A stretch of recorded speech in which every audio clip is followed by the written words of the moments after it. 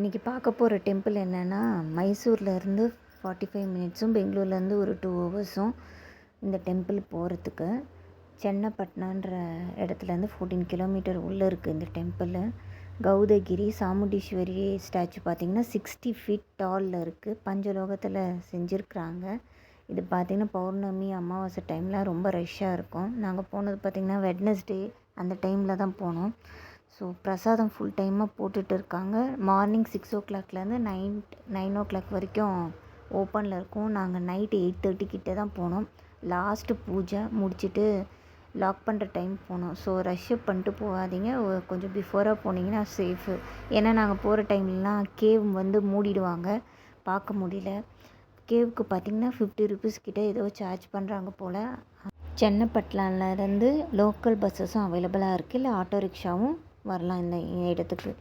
நம்ம கோரிக்கை என்னவோ அது வேண்டுதலாக இந்த தேங்காய் மூலமாக கட்டினா நிறைவேறுதுன்னு சொல்லப்படுது.